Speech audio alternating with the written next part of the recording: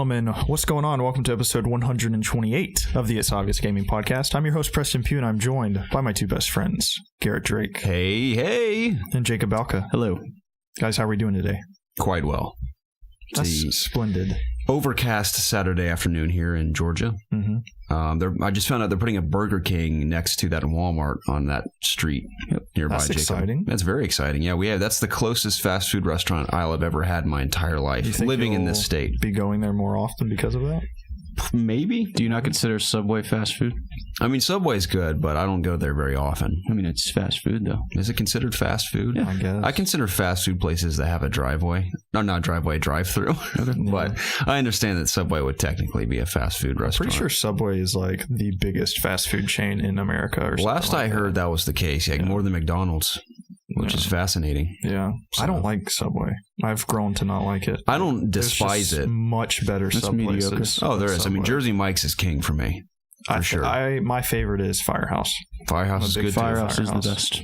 I do enjoy Jersey Mike's, though. They have a different taste, whatever mood I'm in. But I enjoy a Firehouse sometimes more than Jersey Mike's. Nice. But when I'm in the mood for Jersey Mike's, it is quite tasty. Subway's just very meh to me. It's just I don't know, it's just, it is what it is. Subway's a desperation sub shop for me. If it's the only thing nearby and I need something quick, I'll go to Subway. I mean, they must be doing something right to be as popular. Maybe it's just how many stores they have. Yeah, I think you can't escape them. I guess. I mean, people have to go, or else they'd be going out of business. They have the money to advertise and whatnot. Yeah. So that's the thing is, like, I've had Subway, a ton in my life. And I'm not saying that I've never enjoyed it. It's just I kind of always just stumble into a Subway. I've never gone out of my way to go there. Probably the most I ever went there was when we lived in that apartment. And the main reason was because it was almost like walking distance from us. It was just pretty convenient. Yes. If there wasn't one literally like 2 minutes from my place, I would never go. Yeah. It is. And even now, I never go. Yeah. So I remember when we were working together on our way back, we would pass that Subway, so it was just convenient to go there sometimes. Yeah, speaking of fast food, you both broke my heart today. We can't have a taco talk because both of you bailed on Taco Bell. I can have a taco talk. I went there yesterday. Okay. And that's not the reason why I didn't want to go today. I've just been immensely tired this week trying to finish up a job I'm at, so I just kind of wanted a little bit more time to sleep in and spend time with Lizzie. I feel you. My stomach hurt. So I'm sorry. See, I've gone to Taco Bell even when my stomach feels like crap because it means that much to me. Mm-hmm. I'm like, I'll make it feel worse for all I care. Yeah, I went yesterday with a coworker, and it was spectacular.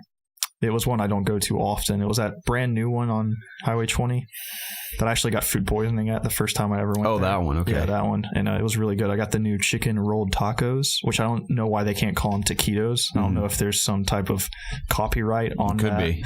That's the thing is, like, I think that's just what they're called. I don't think there's like a brand associated with it. I don't know. Just like a taco is called a taco. Yeah, exactly. So is this like the cheese roll up, but it's just chicken? They're fried. It's a taquito.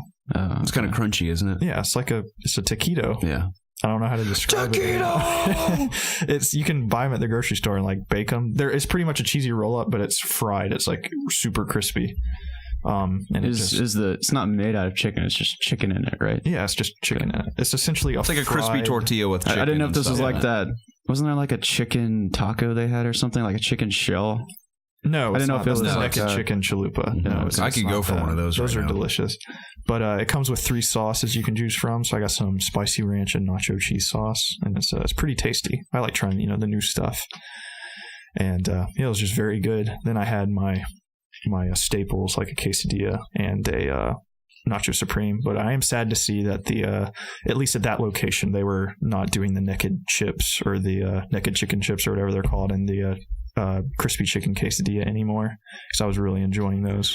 I was getting them quite frequently. But besides those being gone, I did immensely enjoy what I had. My coworker, he always uses the app. And he eats 2 quesaritos and a nacho. What? I know. That's incredible. No, like, you're a madman. That's 2 quesaritos. I know who you're talking about, yeah, too. I enjoy the quesarito, but I very frequently get it because if I eat that, I'm pretty much out. There's too much. So big. And I like to get a variety of things at Taco Bell. So I commend him for being able to eat 2 of those bad boys and a nacho. It's impressive. So, yeah, good He's on a him. nacho man, huh? Yeah, he's a nacho. Well, no, actual nachos, Okay, actual not nachos. chips and cheese. Hey, it's not my fault they call it nachos yeah, on the menu. yeah. But I've been getting the Cravings box, occasionally as I go, and it comes with a little thing of nachos and cheese, and I've been enjoying them. So It's a delicacy. yeah, I never order them, but if they come with what I have, I enjoy it. So That's wonderful. I had Taco Bell a few nights ago when Casey and I finished season 2 of Stranger Things. And I thought season 2 was pretty good. I didn't think it was as good as the first season, but I enjoyed it. I look forward to what they do next.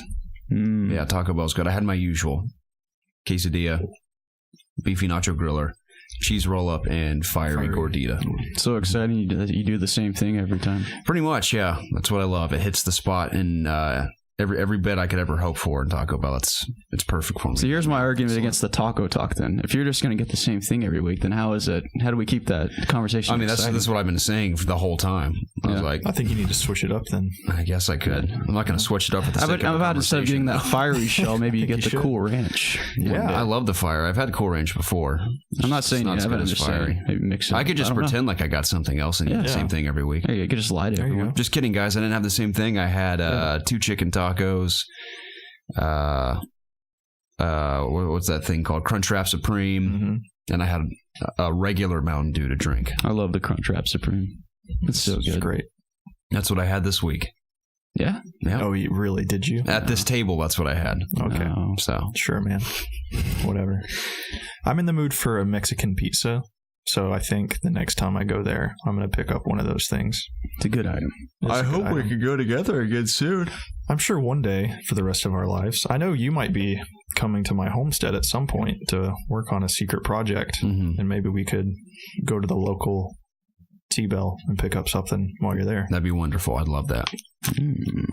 That sounds delightful. That's inevitable, so we'll just count on that soon. Okay. Sounds good to me. Jacob, I couldn't help but notice you're wearing that PAX West 2017 shirt I brought you home. You look great in it, and I knew it would fit you perfectly. How does Thanks, it man. feel? I like it.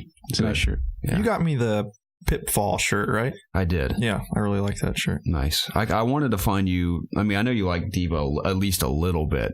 That's like, it was her, Hanzo, and like Soldier, and I was like, well, I'm going to get Diva out of those 3. So, hope No, you're okay you made with the right Diva. choice. I like Diva a lot. Okay, actually. cool. Great. How you liking Moria? She's fine. She's not in competitive yet, so I haven't been playing her a whole lot. But she's fun. She's new. Cool. Every new hero that comes out, it's always fun to play.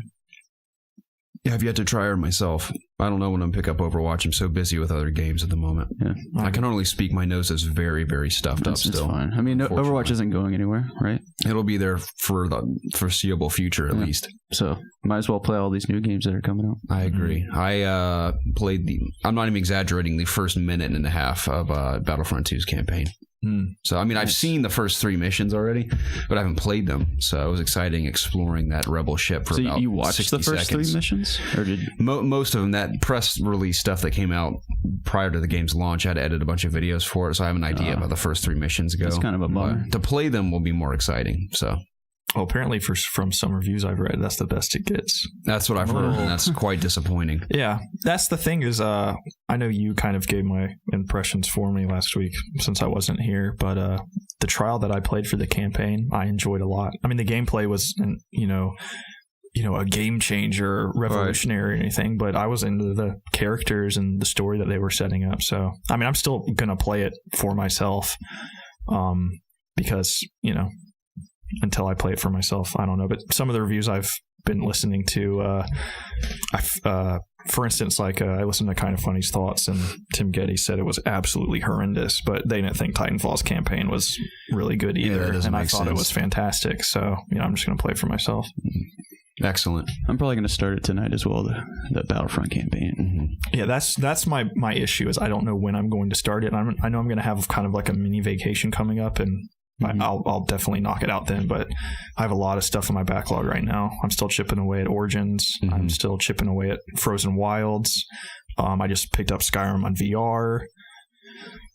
Mario, still chipping away at Mario. So, but I mean, Battlefront's campaign isn't, some massively long experience, so I can probably knock that out. That's exactly why I'm picking it up this weekend, because I'm going out of town Wednesday. So It'd be something nice I can beat before then, and then I got my Switch for when I'm out of town. So then, hopefully this next weekend I'll be able to start Wolfenstein 2, which I'm excited about. Wonderful. Yep. Wolfenstein 2 is great. Just completely disregard the spoiler Garrett dropped before we start. I don't care too much. It's just Wolfenstein. The thing is, though, is that the spoiler he gave, I guessed about a quarter of the way in. If you explore, you can kind of see things that lead you to believe what's going to happen. The way it happens, though, he didn't spoil, and that's really awesome. So it's by no means didn't ruin anything. Yeah. So, but Wolfenstein 2 is fantastic. I actually went back to it this week to play some DLC for it called the Freedom Chronicles. It was about an hour, and it set up 3 new characters that they're introducing. One's a football player, one's a spy, and one's just a war hero. And it takes 3 of the abilities that you can choose from about midway through the game, and it assigns them to the character. So as you're switching back and forth, you have the different abilities. Like the football player is able to run through things. The spy is able to get under things. It has like the constrictor vest, and the war heroes has the battle walker. And obviously you don't know what any of that stuff is unless you've played it. But I enjoyed, what I played so far. I'll definitely pick up the DLC, support that game as much as I can, because I think it's really fantastic. It is. So. I can't wait to get back to it. I'm going to beat that before I really dive into anything else. I have my schedule all planned out for games. I have most of this week off, which is good. But I also have to make videos for this channel. Hopefully Jacob's willing to join me for at least some of those. Yeah, I mean, like I said, I'm leaving Wednesday, so... Right, yeah, we can knock some stuff out before then. And I probably can't do anything Tuesday night or Sunday night, so... Have to be Monday. All right, we'll do Monday. I'm off all Monday, so Monday's literally the only day I can do it. Cool, man. I'm so sleepy too. I was at work till 3-ish last night. Nice. So that was fun. Nice. Great bands played last night, though. Extremely talented. I saw you and your gal's stories both. Yeah. That bluegrass band. Yeah, I wasn't upstairs. I was downstairs running the sound for a couple of like pop rock bands. I would describe one of the bands as a cross between like Maroon 5 and Michael Jackson. Their vocalist was insanely talented. I could not believe how good of a singer he was. And not just singer. He sounded like a punk singer or something like that. No, that's the impression I got. Yeah, they were very much like Maroon 5, and just like his stage presence, the way he would dance around and stuff. I'm like, this guy's gonna be a freaking superstar one day. But they're called Kid Politics. You can probably find them on Spotify and iTunes and such. But really, really solid band from Nashville. And another one played. He was I don't know if you could really consider him a solo artist, but the band goes by his name. He's Mark something. I can't remember, but he was also super talented. Very similar sound, both of those. So it was a good night. It was fun, but I was just there so late. And I had some Doritos and bread with mustard for dinner.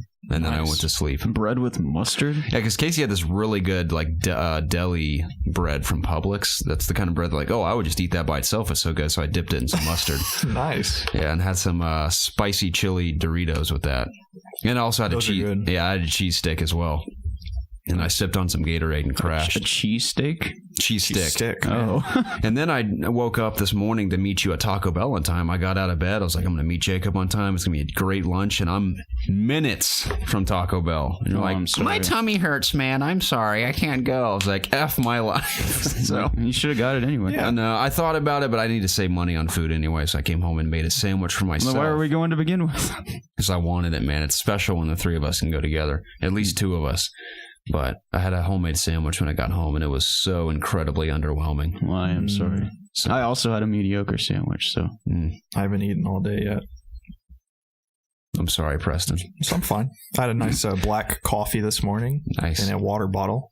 Great. And I had to pee about 50% of my trip here. Great. So my insides felt like they were erupting.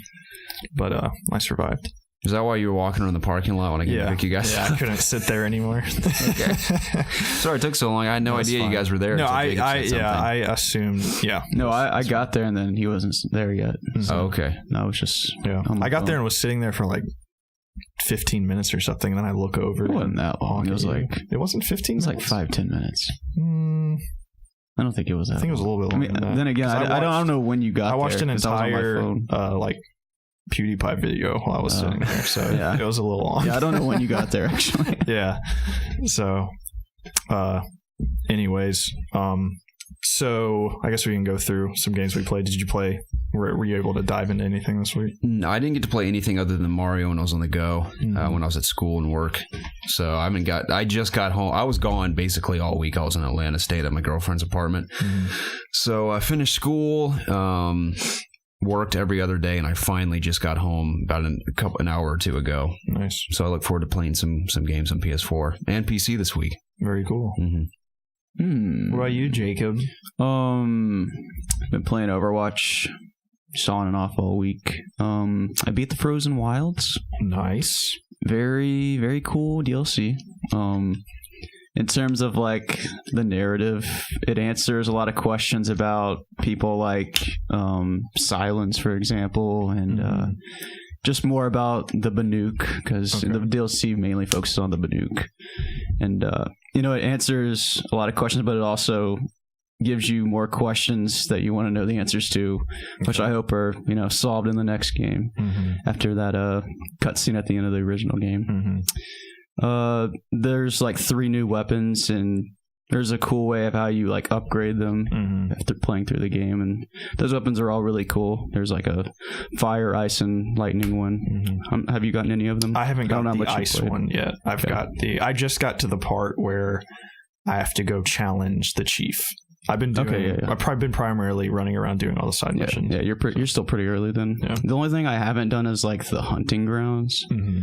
Then there's like one like hunt, and there's like a named enemy that I haven't gotten yet, but everything else I've pretty much done. And I don't know if I'll even go back to that stuff because. What level are you? I think I'm 55. Okay. Yeah, I beat it, and I'm like not even close to max level. Oh, wow. So maybe there's even more stuff I haven't done. I don't know, but I mean I beat the main story, and that's really what I was focusing on. Did you buy any of the new weapons or outfits? Well, there's one that you get for free, pretty much, just playing the game, and I'm wearing that one. But I've been buying like all the different bows. And I guess they're better. I mean, I really liked the look of the gold ones from the hunting lodge and stuff, but these have better stats, so I guess I'm using them. But it's not like a significant difference. At least you can't really tell. But I guess it's just cool to have new stuff. And, but yeah, like I said, the narrative is really great. And I'm excited to hear both of y'all's thoughts on it when you get to it. I bought the new sneaking suit that you can buy. Right, okay. It's got like a bandana that like covers your nose down. It looks really cool. See, like, I feel like stealthing was fun in the game. Just oftentimes I felt like I wasn't doing it just because I enjoyed just shooting the robots so much. I don't know. Yeah, I enjoy like picking I enjoy like shooting off the shit, all their metal parts, and then exposing them and stuff like that. So, but yeah, Frozen Wilds is really great. Yeah, can't wait to have our Game of the Year discussion when the time comes. Certainly, because that one's up there for me for sure. And besides that, I played a little more Mario. Been knocking out some more moons. I accessed like the last level. I think like the very last. I guess it's the kingdom.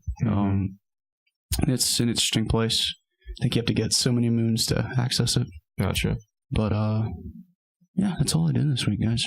Sounds good. Yeah, I wasn't able to completely jump into anything for a lengthy period of time, but I messed around with Mario. I kept bringing my Switch to work and at lunch breaks I would dabble around in it or whatever. I'm still on like the second world after New Donk City, the beach world, and I beat the ice world, so I just started the beach world. I really like the beach one. Yeah, so far running around, I think it's really, really cool. I really like the ice one too. Those rolly guys were super hilarious. So that was really fun. That's the one where you have to like open up the 4 different doorways. Yeah, I liked that a lot. That was really cool. What else did I do? I played a little bit more Evil Within 2. I really have to be in the mood to play that game because I've been recently in a mood where I want to play a game and listen to podcasts, and I cannot play that game and listen to a podcast. It's very narrative heavy, and I really like to put myself into that world, especially for being a horror game. I don't want to ruin that game by listening to somebody talk while I'm playing it. But for the little bit I played with it, I still think it's fantastic. I'm definitely going to beat it. Story's getting really interesting, and there are some just really creative boss. There's just a really creative boss-like enemy that I've run into twice now, and it scares the absolute crap out of me. It's like the weirdest looking thing I've ever seen, and I hate it so much. It just makes the worst noises, and just the way it walks is just awful. It's like something straight out of Silent Hill.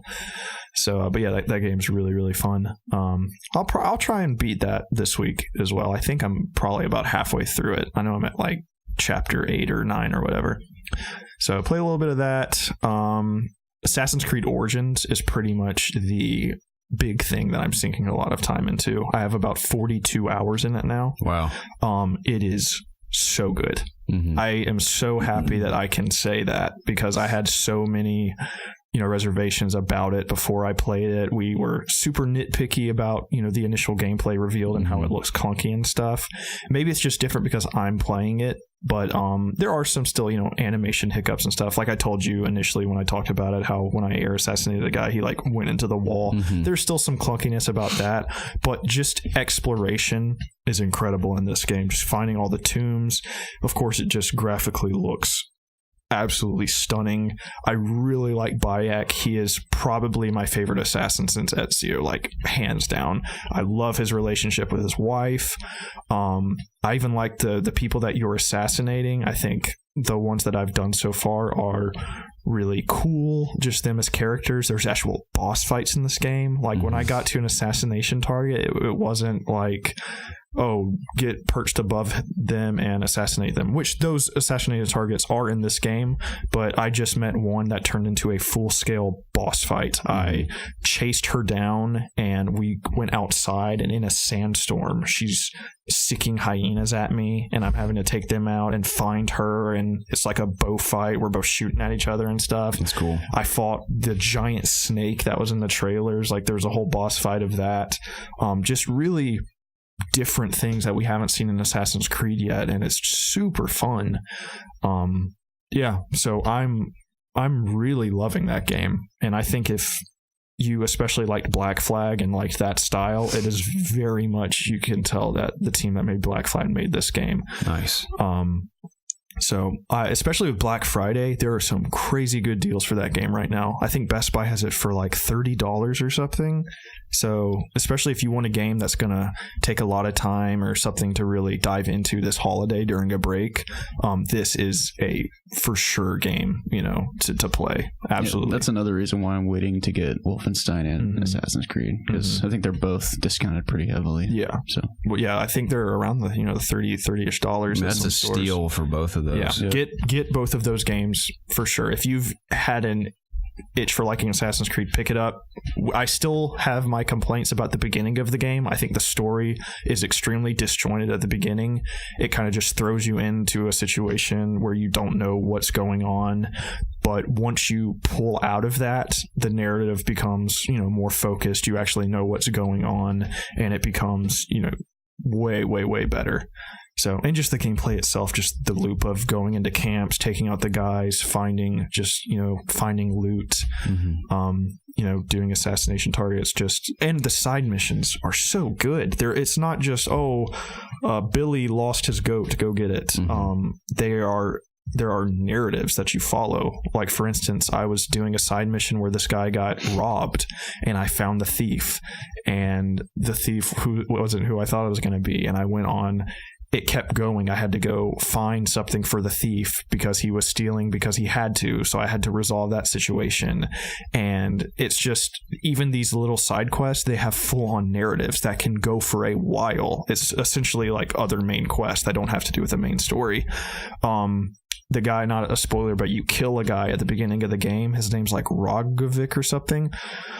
And I didn't even know that because, like I said, the beginning is so confusing. But you inevitably go to the city where he came from, and you participate in some side quests, and there are negative repercussions that have happened from you killing that guy. Like his lovers are coming after you and stuff, and there's a side quest that completely deals with that first assassination, and it's awesome. And there's like a little, it's not the biggest narrative twist, but there's like a little narrative twist in this side mission that definitely made it worth doing, even more so than, yeah, you got XP and you got weapons and stuff, but these side quests flesh out this world. So, you know, definitely recommend doing them. And there's so much to do in this game. So definitely pick it up for sure. I cannot recommend it more. And I'm really glad to see that people are giving this game a lot of, you know, positive light and stuff. Like the critics are really enjoying this game. There were some scores that gave it like a 7 or 8, but even besides that, just podcasts I'm listening to, people that didn't even review the game, they're praising this game, you know, by how addicting it is, how much they're liking it. So Assassin's Creed, I don't for some reason saying, yeah, Assassin's Creed back seems like a big thing to say, but I think in a sense it definitely is back, and I want to see them continue to go in this direction. So I'm very excited to see what the future holds in store for them, especially after the feedback they're receiving from this game. So good on them for taking a year off and really, you know, improving a lot of stuff. So I played that. That was, like I said, that was pretty much the main thing I played. And then I picked up Skyrim VR yesterday, also with one of the new Crystal PlayStation controllers, and that thing is beautiful. Seeing pictures of it, I thought, yeah, that's cool, but actually holding it and messing with it is a really cool looking controller. Do you play Skyrim VR with the controller or the moves? No, I've been using the Move controllers. And can you do both though? You can do both. Okay, so I guess I'll just I've only played Skyrim VR for 3 hours. Your first impression being dropped into it is, holy shit, this doesn't look good. Mm-hmm. The graphics look not very good. You know, it's an old game. VR already is hard to make things look for. And when you consider how big Skyrim is, and just how big it is, and they were able to even put this in VR, once you think about those things, then it becomes more impressive, because it is Skyrim, the entire thing in VR. There's nothing missing. It's all the DLC. Right. It's all the cities. It's the exact same thing. And it surprisingly loads extremely fast. Like I went into Whiterun and it was like, boop, I'm in there. So that was impressive in itself. But anyways, it starts you off with some teleportation controls. Turn that shit off. Yeah. First thing you do, for sure. Go into your menus, turn it off. Turn it into a actual movement. So essentially how the controls work is when you're holding both the move controllers, the left move button moves you forward. If you hold it down, you move forward. If you move left and right with the wand, you will kind of veer off left and right, but also with the X and circle button on your right hand, you can rotate the camera like in Resident Evil. Your weapons work with just your hands, and it's super awesome. If you have a shield, you put your shield up and you block attacks. Like arrows will get caught in your shield and you can pluck them off your shield. No way. Yeah, and put them in your inventory. That's awesome. That's really cool. And you can like shield bash by swiping your hand out and stagger them and stuff. And of course you swing your sword with your right hand. If you pull the trigger down and swing, it's like a power attack. So that's really cool. Now, does your sword flail around when you attack, or is it the animation still when you swing your arm? It just does the swing animation. No, from the it's original game. It's 1-to-1 with your hand. Okay, that's and great. You can hear based on how hard you do it, you'll hear the shing, and you'll make like a grunt, just like in the game.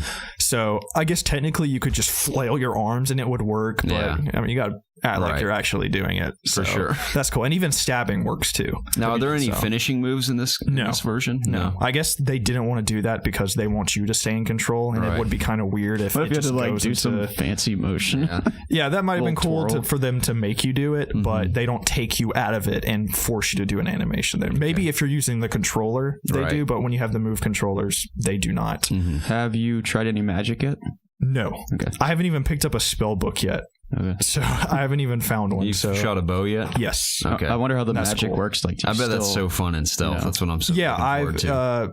Doing stealth, you hold down the triangle button, you go into stealth, and yeah, I mean, you pull back the arrow and you shoot it, and it's cool. That's and awesome. You can do it very fast now. You can just be like, waka, waka, waka. So when guys are like running at you, and it's surprisingly accurate to aim.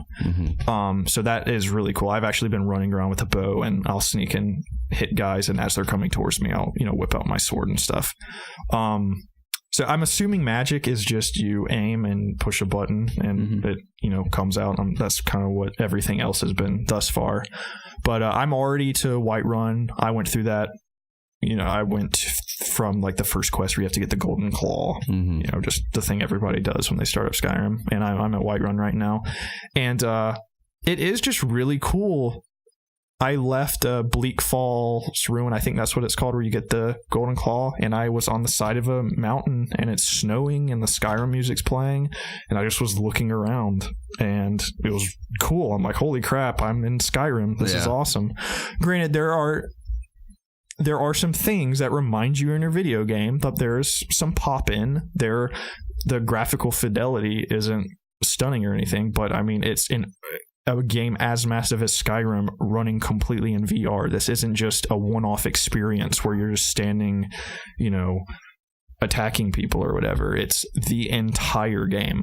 So it's very impressive, and it runs good. There's no, hiccups or anything. So it's cool.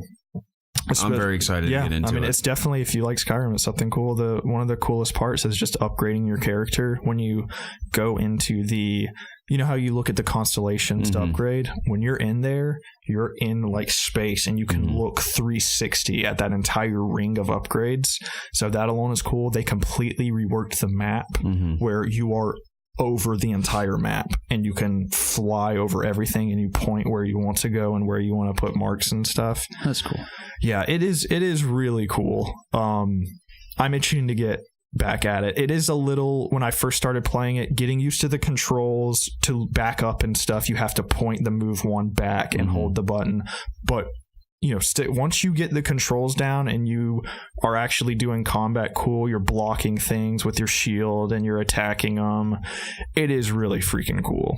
And giants are really tall, so that's really cool, like having to look up at a giant coming at you. So that's really my limited impressions. I think it's really cool. Nice. So yeah, I'm so pumped to get into that. I'll be interested to see what you think about it. Is this the VR seller that people have been waiting for? The VR seller? No. If you don't like VR, you're not going to like this game. I still feel like I got motion sick 0 times playing this. Absolutely 0. It felt completely fine playing it. I was running around because you can haul ass, dude, especially if you double click the move button and you start sprinting. You are flying. Were you sitting when you played? No. Okay. I was standing. Okay. I feel like if you're just to get into it, standing was cool, but I'm sure you can sit as well. So the only thing that was weird about standing is if I went into like a crouch mode, I guess I'm not crouching, but it wasn't disorienting or anything. And you can freely jump as well, which hasn't, even in Resident Evil, you couldn't jump.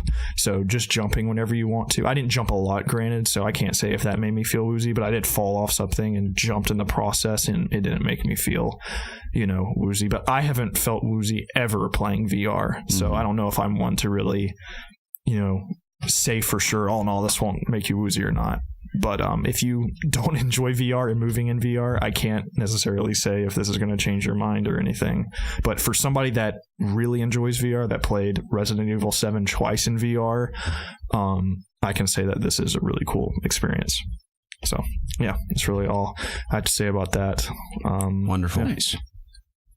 Anything else you guys like to add? Yeah, I started Jason Schreier's book, Blood, Sweat, and Pixels. I'm only in the first chapter. I'm reading about the production of Pillars of Eternity from Obsidian. Pretty fascinating story so far. I mean, I'm just at the very beginning of that tale, but super interesting so far. Did you read his article about finding if that guy that was receiving death threats for you actually worked there? He's so good. I know he's such a good journalist. He is probably the very best in the industry, no doubt. I mean, I would say there are games writers and then there are the games journalists, and he is very much a journalist. Yeah, did you read that, Jacob? So this guy claimed he worked for EA, and Jason Schreier just went through all his tweets, was asking people at EA if they knew this guy, and essentially showed that this guy did not work at EA. Just completely debunked this guy, and everybody else was just taking him at face value. So, and he went in and completely like investigated this guy. It's a great article. That's awesome. So even his article based on just about Visceral falling apart was an excellent article. Yeah, and it came so quickly too. Yeah, so he's fantastic. Yes. So great book so far. Excellent. I read that a bit in between sets at work. I completely forgot to say something big that I did this week terms of video gaming. I told you, but I don't think I told you. I purchased an Xbox One S. An S. Why? Because it was a deal too good to not pass. Yeah, how much are they right now? So I saw some Black Friday deals where just the console itself is $180. Really? Yeah. I've said numerous times on here that my Xbox One sucks. I can't even watch Netflix on it. It's crashing. The controller constantly keeps getting disconnected. Me and my wife have just had it. Man, if you can't even watch Netflix on it, what good is it? What good is it, right? So I told her that, you know what, we just need to go ahead and get an Xbox One X. It can do, or not XS, it can do 4K streaming, can play, Ultra HD. It's got HDR. Yeah, all that stuff. So we might as well just get one of those because a nice Sony Blu-ray player is $300. So we might as well just, get just an Xbox One S. And I like having, the consoles just in case.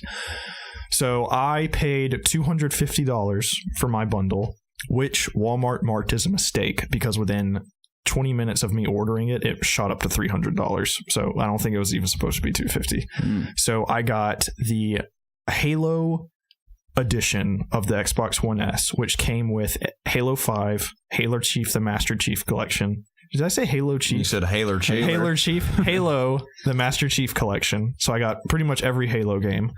I got a free copy of Call of Duty World War II for Xbox. I got an additional controller. And I got a copy of Passengers, the movie in ultra 4K, for whatever. $250. For $250. Jeez, man. I know. So I snapped that up.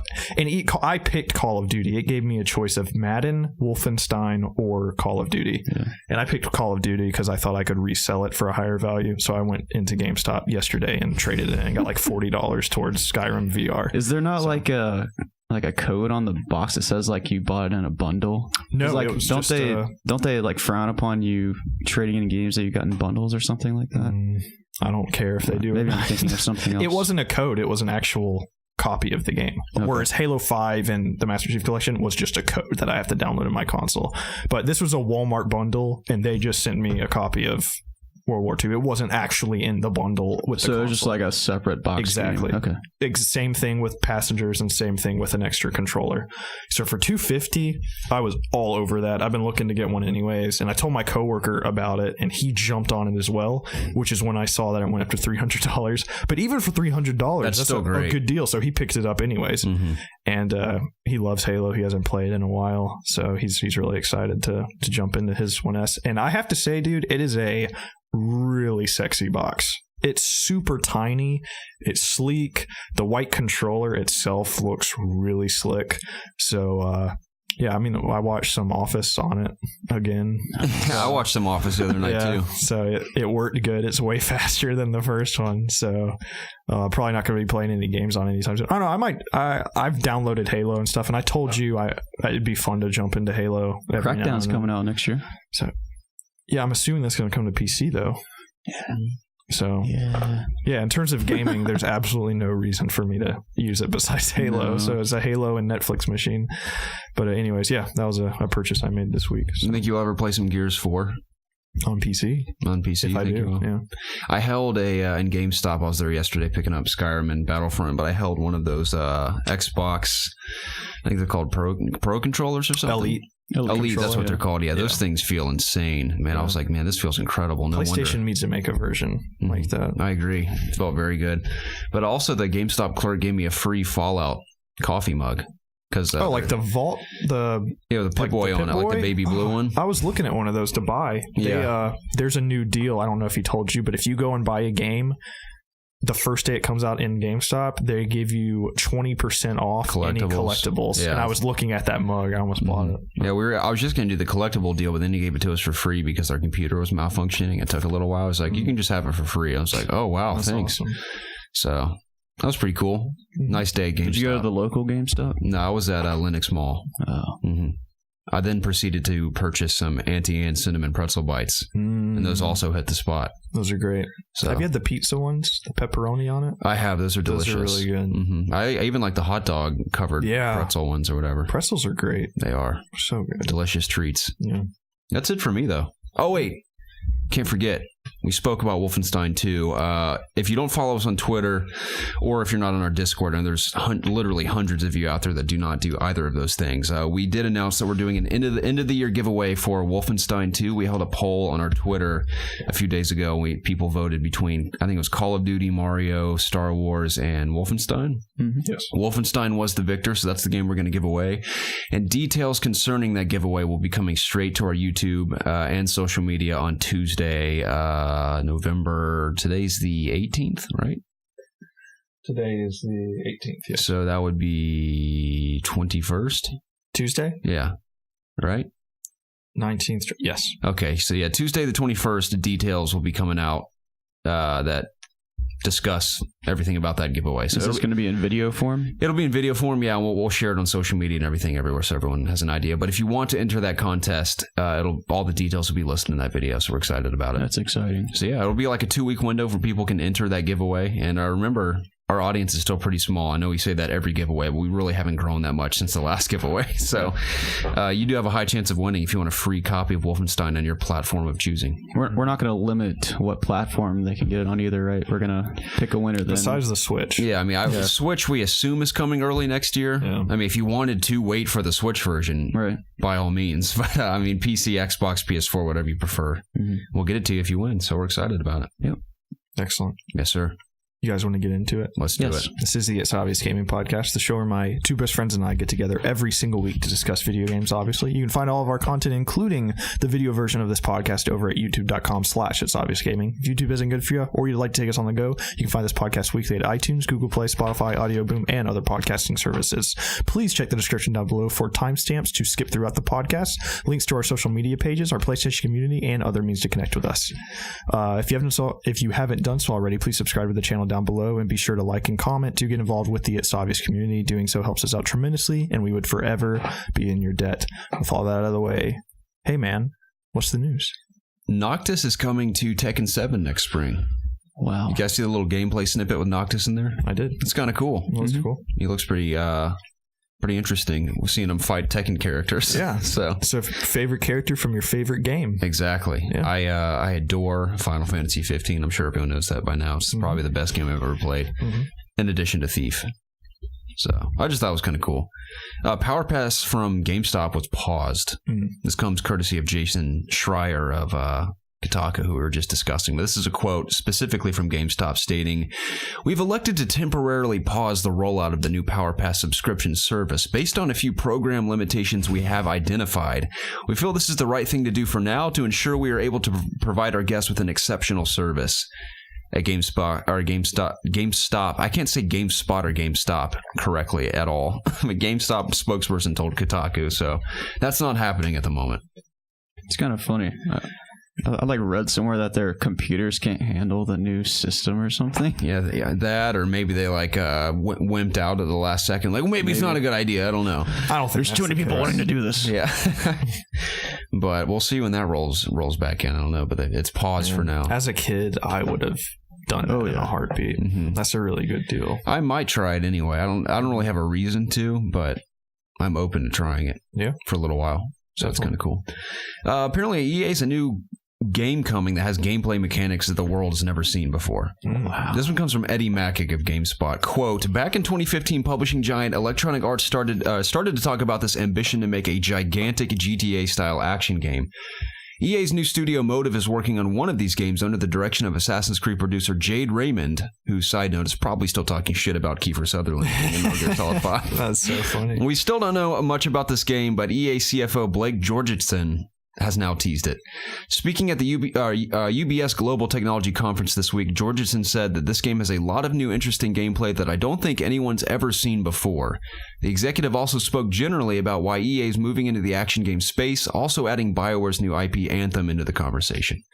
End quote. So EA's wanting to move into the action game space. They said they've obviously been heavily invested in sports and shooters, especially in the last decade or so. They want to move into the action game space, and you mentioned Anthem is like sort of their first step into that. You guys think Anthem hits next year, or do you think it's a 2019 game? I'd be really impressed if it hit next year. Yeah, I kind of feel like it's going to be 2019. Unless they were holding off the announcement for a long time, and it actually is closer to being finished than we thought. But I didn't realize it was a 2018 release. If they had announced that, or if they had discussed that when they announced the game, for a game like that, a Destiny-like game, which is I'm assuming is going to be, a big deal for them. We just haven't heard a lot of anything. It was announced 2 E3s ago. No, it was announced this past year. E3. It was this past E3? Oh, dang. It feels like a while ago. Yeah. Yeah, I don't know. My gut tells me 2019. That just doesn't seem like a game like that could be put out that soon. I'd like it to be. I don't know, but my just inner gut tells me it's probably not coming next year. Yeah, we'll see. I have nothing to back that up with, but me neither. That's just how I feel. It looks cool though. Oh yeah, I think Anthem looks really cool from what we've seen thus far. In terms of more action games, that's cool. EA really hasn't published anything along the likes of like Tomb Raider or Uncharted or anything like that. Yeah. So in-house developer Motive, who as we know worked on the Star Wars Battlefront 2's campaign, do you have any predictions or hopes of what they might be whipping up there in Vancouver? I think it's not Vancouver. It's starts with an M. Almost went there. Montreal. That's the one. Yeah. What do you think they could be working on that the world has never seen? I want a new before? IP for sure. I'm assuming that's probably what it is. They said it could. There's rumors, or is it confirmed that they've been working on a GTA-like game? Is that what you said? That was the initial ambition, was to make a gigantic GTA-style action game. And some mechanics that we've never seen before. Is that correct? They're not saying that is what Motive is working on. That was the original ambition for EA action games. Gotcha. Motive is working on something that they claim is something the world has never seen before. Yeah.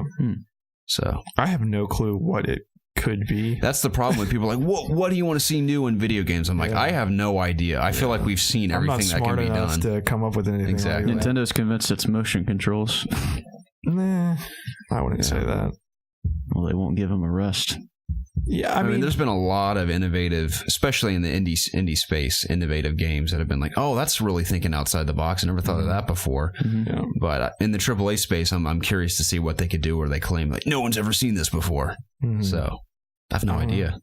I don't even know what Jade Raymond does really. Like I know she's the director. She's the producer. She's the producer. Okay. Do you know what she was when she worked on the first Assassin's Creed game? I think she was producer of that game as well. So I don't know how much impact they have on anything, but I thought. Oh, she's directing this new game, but she produced Assassin's Creed. Okay. Well, I was gonna kind of relate on Assassin's Creed had some new gameplay things that I'd never seen before, just in terms of the puppeteer system. So I don't know how much influence she had on that, but if she did at all, that was pretty creative, something we hadn't seen, at least control scheme wise. Granted, they ended up getting rid of it because it became a hindrance to the game. But I have no clue. I'm not smart enough to come up with new game ideas, so I'm glad I'm not the one that people rely on to come up with things. So I'm going to go out on a limb here and question, do you think whether they announce something like this because of all the feedback or like all the bad press they've been getting about like microtransactions or like the games as services model that people have just been kind of sticking to EA right now? Do you think maybe this is just kind of reassuring people that they are still trying to make action games or something like that?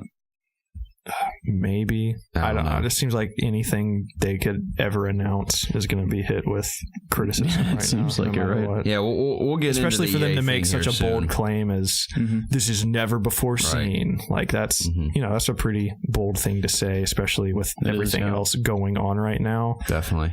I probably wouldn't have made a claim that big, especially for a game I think I read that is extremely far out. Like this is probably a 2020, 2021 thing. Potentially, because they're just now starting, on this stuff. So I don't know. EA's not really in the best position to announce anything, and especially claim it's spectacular or whatever. Granted, I don't think EA even made the statement. It was the developer, maybe. So I don't know a lot about this story. So sorry. Right, it's okay. I mean, I got it from Eddie Mackey of GameSpot. Yeah. So it could have been a culmination of multiple sources. But interesting. We'll see in time, I guess. Yeah. Like you said, I'm always up for more action-adventure games. So I'm hoping Anthem can do what Destiny has not been able to do. Which is a handful of things. I hope that Anthem delivers because it looks very cool. Yeah. Especially with it being an original world and everything. So we'll see. According to Fox 21, this news comes from Anthony Backus of Cog Connected. There's a Hitman series on the way coming to Hulu. It says Fox 21 and Hulu are partnering for a new television series based on IO Interactive's Hitman video game series. The pilot episode will be penned by Derek Kolstad, the creator and writer of the much-loved and violent John Wick film series. Yeah, that's what got me excited there. That is freaking rad, man. I could see Hitman thriving as a TV show because the movies have not been very good. Now, they have their moments, like the action moments are brutal and sometimes exciting, but the movies themselves are not very good. But I could see the Hitman TV series being done very, very Just well. Just replace Keanu Reeves with a bald dude in a suit, and you got your Hitman. Totally, man. There. That could be so good. Yeah. I have high hopes for this, man. Yeah. I mean, I haven't seen too many Hulu-produced TV shows. I've seen a lot of great Netflix shows and even a couple Amazon shows that are really good, but never anything from Hulu. So anyone that sticks to Hulu the majority of their time, which I'd be surprised to hear, I feel like everyone sticks to Netflix. You can watch it on your Switch now. I watch a ton of Hulu. I have Hulu. I just haven't watched any of their original series. Yeah. So I hope this is awesome because I think that there's a high chance it could be really good. Yeah. I mean, I've never been a huge Hitman fan, but, if it's going to be anything like John Wick, that's enough to excite me. Yeah, I think that's enough to excite a lot of people. I'm fine on Hitman, but just him working on it has made me much more interested in anticipating this than anything else they probably could have said. Absolutely. Speaking of TV shows, this one's also very interesting. This comes from Dan Audi of GameSpot. He says, quote, according to Deadline, Amazon has signed a multi-season commitment for a Lord of the Rings show. The show will be produced in cooperation with the estate writer of J.R.R. Tolkien, publisher HarperCollins, and New Line Cinema, which is a division of Warner Bros. And produced Peter Jackson's blockbuster movie adaptions. The show will be set before the events of Fellowship of the Ring, the first book in the Tolkien trilogy. It is unknown at this stage if it will also take place before Tolkien's novel The Hobbit, the events of which also occur earlier than the Lord of the Rings. End quote. So you guys interested in a Lord of the Rings TV show? I don't know. Because I think what they've been saying is that Amazon's, I don't know if this is a confirmed fact, but it may be a little obvious. Amazon's going to try to compete with HBO's Game of Thrones. Even though HBO's Game of Thrones is coming to an end, they kind of want to compete with Game of Thrones and have their own series in that sort of time period. But I think that's the only thing that rivals Lord of the Rings is Game of Thrones. Right. That I can think of. I'm really open to this because there's so much lore to explore in Tolkien's universe in Middle Earth, so to speak. So I mean, there's so many different storylines you can tell, especially if some of them are original. I mean, you don't have to stick to Tolkien's work per se. I mean, stick to his style and the world he created, and don't take too much creative liberty, because I know like Shadow of War, for example, is like way out there in terms of Tolkien lore, but I think this could be something really special if done right. Yeah, because I love the movies. I mean, the movies in and of themselves feel like a giant journey from start to finish. But to have a 10-episode miniseries of Lord of the Rings, that could be awesome. Yeah, I don't know if I'd want it to follow a Hobbit or something else. Hobbit's got to be in there, of course, but maybe follow someone like Aragorn into a new adventure. It'd be cool to see at the very least just callbacks, or just references to the movies or the Hobbit or whatnot. But yeah, it's a little too early to really have any good impressions, because we just have the announcement. Right. I just have high hopes for it. I'm excited, yeah. Yeah, so. It could be good. But it could also be a disaster. Have you seen Man in the High Castle on Amazon? Really, really solid TV show. My dad says that I need to watch that, though. It's very good. I think they've just wrapped season 2. Yeah, I've seen season 1 and season 2. I think season 3 is in production at the moment. So that's a great show. Alternate history of when Japan and Germany won World War II. So that's well produced. I'd love to see Lord of the Rings have the same treatment, if not even beyond that. So we'll see. But a lot of TV shows and movie announcements this week that have to do with video games or just content we're interested in. But this one's also especially exciting. This comes from Dave McNary of Variety. Quote, Illumination Entertainment is in a near agreement with Nintendo to make an animated Super Mario Bros. Movie based on the iconic video game franchise about plumbers Mario and Luigi, Variety has confirmed. It's so funny that they're plumbers. The newspaper reported that the Super Mario movie would be animated by Illumination's MacGuff studio in Paris, and that the project is in early stages of development. That means it will be several years before the movie is ready to release in theaters, end quote. Really quick, I don't even think they're plumbers anymore. Didn't Nintendo just come out a little bit ago and say they're not? They're just dudes? Yeah, they're just dudes now. Okay. I think some story came up about that. Are they still recently. Italian? Well, I don't think you can change that. Hey, you should do your Mario impression again. Did you catch his Mario impression last episode? Yeah, I did. Oh, so good. I think it's good for one episode. Yeah, I want to hear you do Super Mario Sunshine next. He says the same thing. I've never played the game. I don't know what that means. He says Sunshine instead of Odyssey. Super Mario Sunshine. Mm-hmm. So I don't know how he says Sunshine. these are the same people that made the Minions, right? Correct. Okay.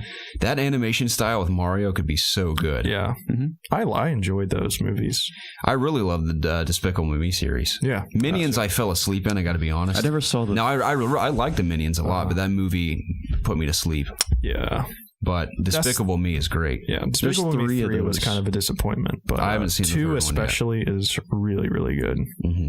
There's 3, correct? There are 3. There's 3 Despicable Me movies, and then there's a Minions movie. I think they're making a Minions sequel, if I'm not mistaken. Probably. I'm in the minority, I think, though, with Despicable Me 3, because my entire family loved it. Interesting. I was just I haven't seen it yet. Lukewarmish on it. It was entertaining, but it was my least favorite. Okay.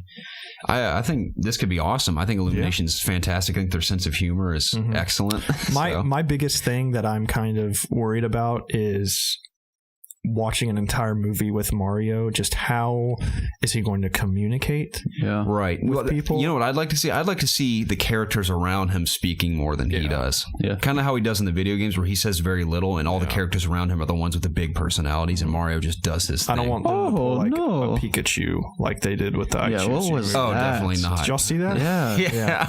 What the hell, talk about man? Triggered. I was floored when I saw that. That's great. So, yeah, I think it could be done well. I'm in the. I think that Mario should just talk as little as possible. Yeah, I agree. Just do his classic just kind of comment on just like blah, blah, blah, blah, just stuff like that. Mm-hmm. Yeah. That's probably what they'll do. If I had to guess. I would think so. So that'd be good. Yeah. Another rumor floating around. This is a random one. I haven't seen Justice League yet, but there's a rumor floating around that Jake Gyllenhaal may replace Ben Affleck in the DCEU. I would love that. That would be so rad, dude.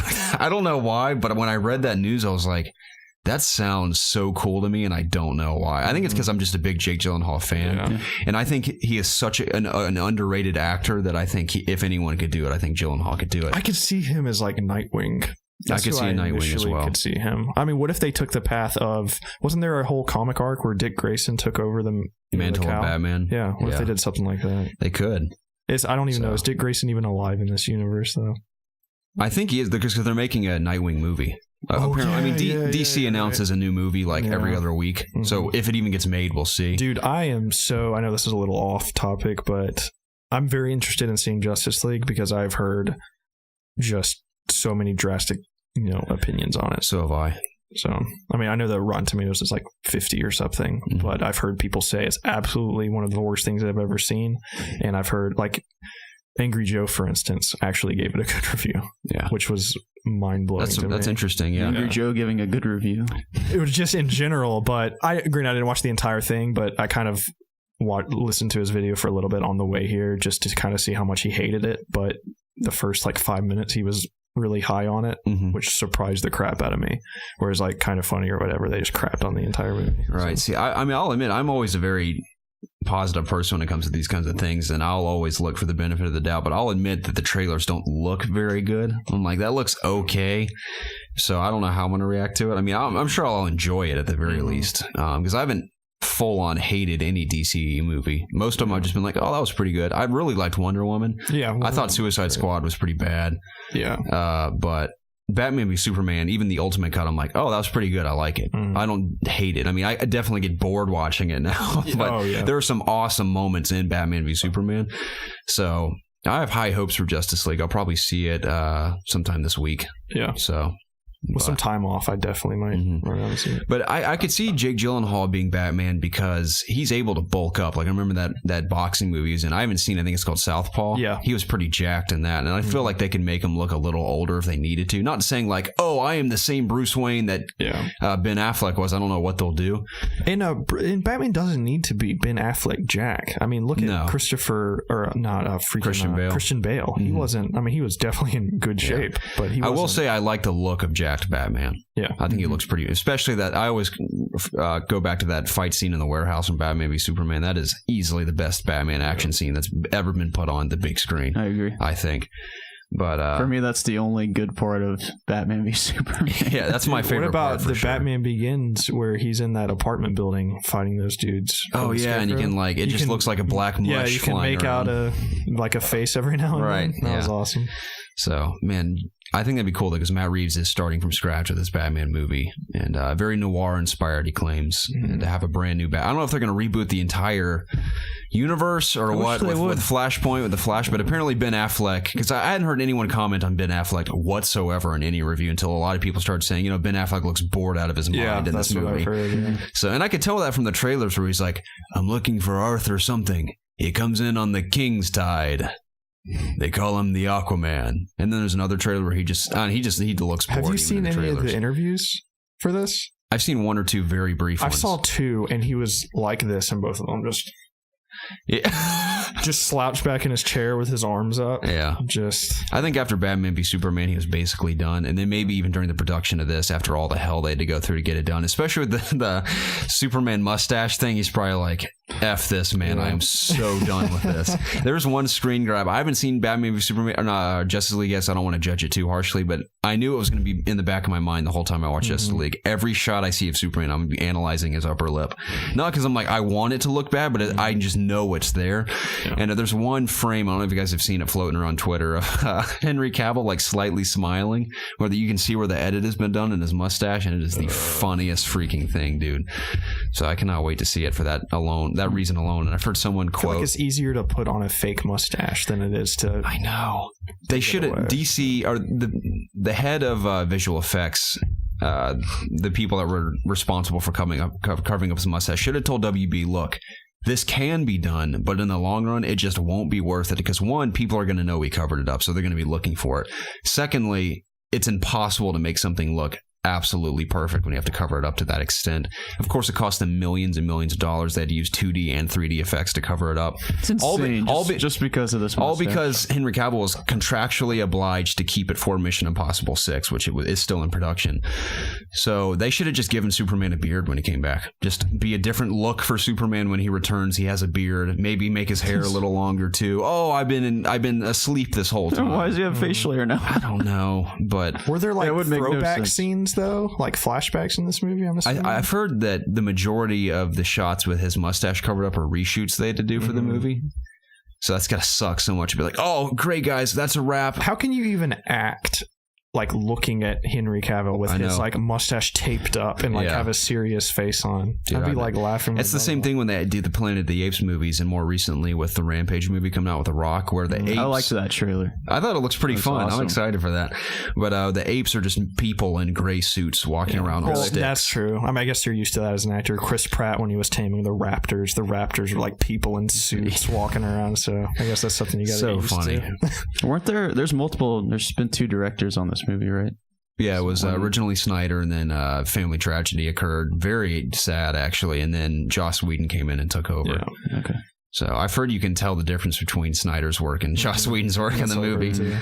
So I'm still excited to see it because I love these characters, and I hope it succeeds. I hope at the very least I had fun watching. Well, apparently it made about 80 million or something its first day, and it cost like 300 to make. Whereas they compared it to Deadpool. Deadpool cost like 50 million to make and made 130 million in its first day or something. I believe those are the correct numbers. You think it makes back that money first weekend? It'll make back. Not in the first weekend. First I don't weekend. think. Oh, the first Probably not in the first weekend. I think it'll make that money back for sure. Especially once it goes international. I've heard for it to be, definitely. I've heard for a movie to be successful, you need to be at least a few $100,000 over your cap because you have to factor in marketing and stuff into that. Or at least to break even or something. But I think of course, you don't just want to break even, though. Right, the entire exactly. point is to profit. And you got DVD sales, of course, which always helps a ton. I'm sure at the end of the day, that movie will definitely make a giant profit. Yeah, it'll be all right. But I am interested to see what the return is after opening weekend, because I'm not going to see it until maybe Tuesday or Wednesday of this coming week. So I'm interested to see what the opening weekend is. It's going to drop off big. Do you think the second weekend is going to drop? Because I've heard average is like 50-ish% is the drop off for the second weekend. I've heard bad is anything below 50%. So that'll be interesting. Even Spider-Man dropped off significantly. I feel like all these movies now are just doing that, unless it's something like Star Wars. I wonder or if something. Thor's dropped off. I still need to see that. I've heard just that movie's fantastic. Oh, I saw Thor. Yeah, Is it good? Yeah, I loved it. I saw it with Casey because she had a really, really rough day at school, and I felt bad. And she had to just sit by herself at her apartment. Like, well, let's go see. I was going to go see it with you guys when I had to go into work. So I'm like, well, let's just go ahead and go see Thor because we need something to do. I can't remember the last time I saw a movie. We should go see Justice League. I don't know if I'm going to have time. What about Monday?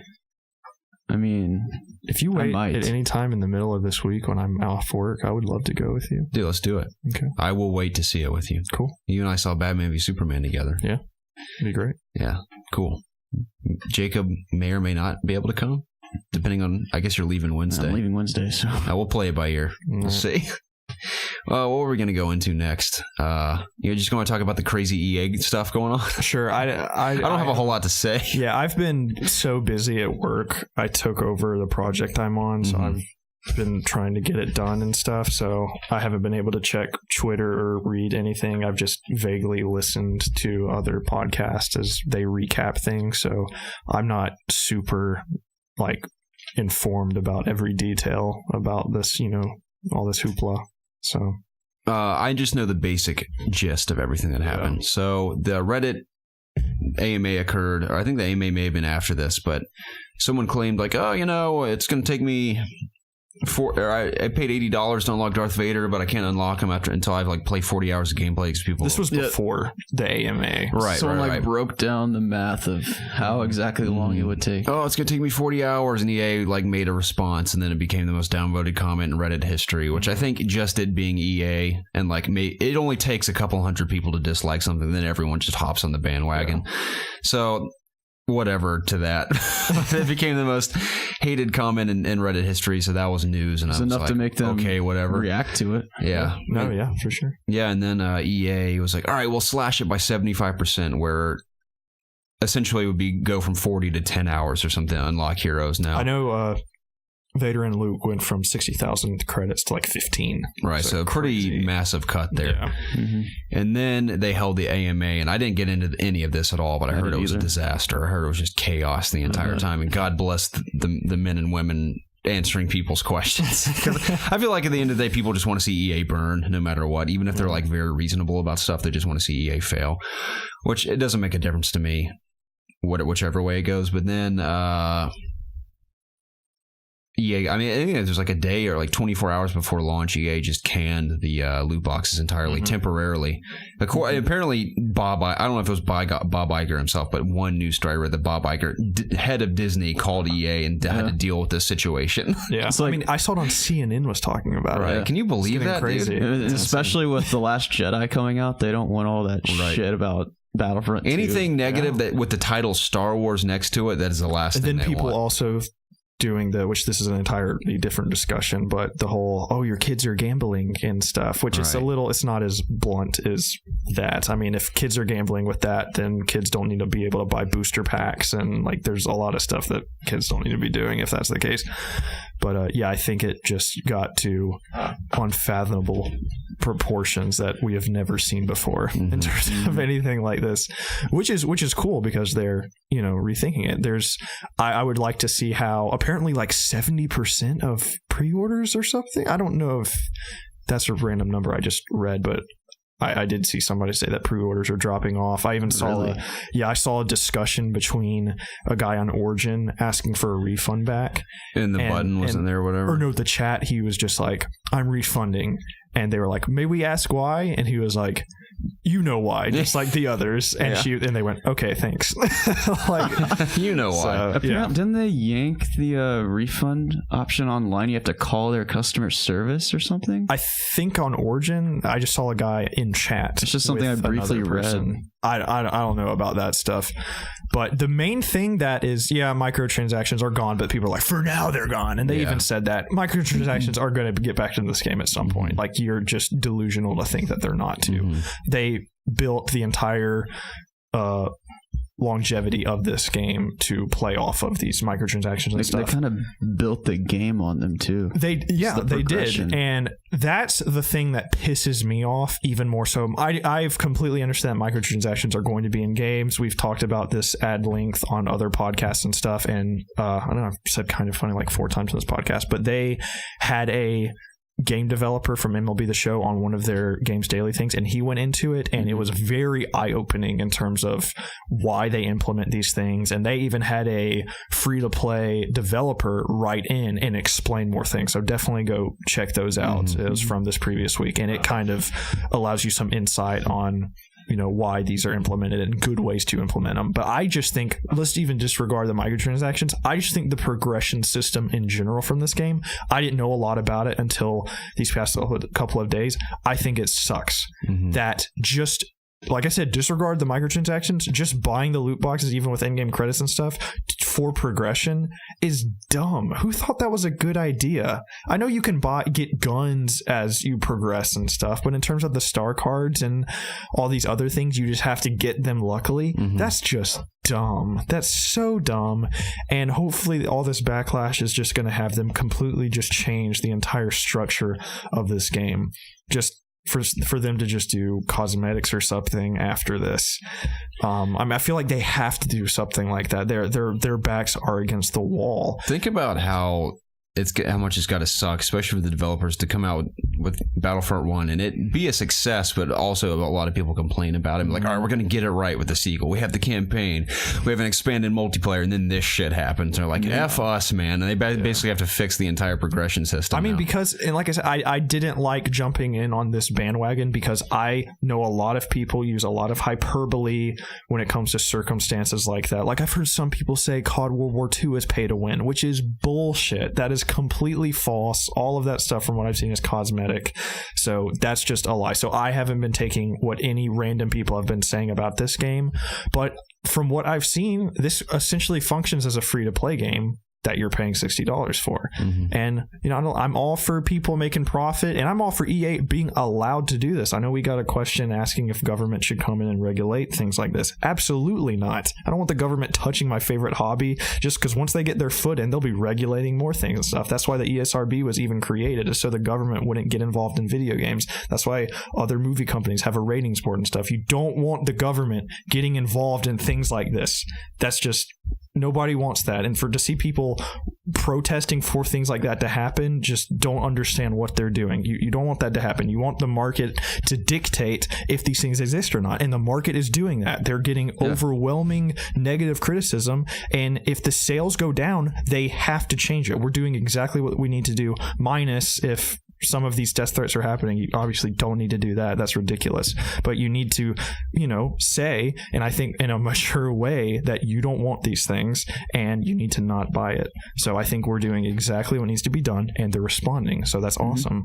I think it's been very eye-opening, not only just for me, but for a lot of people, just seeing that we actually can make a change. Like if we're loud enough, if we're actually voting with our wallets, we can actually, make changes. And whether or not it's in good intentions by like EA, it's still, that's the they're thing making is changes. Like because they're losing you money. Can get exactly that, which is the entire point of EA, is to make money. And I'm really not on the bandwagon of calling out EA and hating them for wanting to make money. That's the entire purpose of what EA is trying to do. So I hate, calling them evil for wanting to make a profit, but I believe there's obviously better ways to make a profit. And if people aren't buying their stuff, then obviously they're going to change it because they're not going to be making as much money. So you need to find the ground where players are enjoying what they're doing and they're being happy to give you money. And overall, I think you'll end up making more money that way. So I think this is a wake up call to them because they obviously stepped over the line with this. Clearly they stepped over the line because people have complained. People were complaining about microtransactions of Shadow of War. People are complaining. I saw one review of a guy complaining about Assassin's Creed Origins microtransactions. He was going off on it. That game's microtransactions are bullcrap. Yeah, they were weak. They do nothing. They absolutely do nothing. I didn't even know they were in the game. You have to completely go out of your way to find them. They impact the game. They don't impact it at all. When I played Shadow of War, they didn't impact the game at all. Those are fine to me because the real hardcore guys, if they like Assassin's Creed and you're like, you know what, I kind of want a unicorn, I'll throw $2 at you to get a unicorn. Those people, the overall, I think the publisher or the developer said that less than 5% of people will pay for microtransactions, and that is successful for them. They make a lot of money just from those 5%. So there needs to be, the guy said you need to develop these games knowing that 95% of the people are never even going to have these microtransactions. And Battlefront kind of they tried to push that to the edge, kind of giving you big incentives to pay for that. And that's not how you're supposed to do free to play.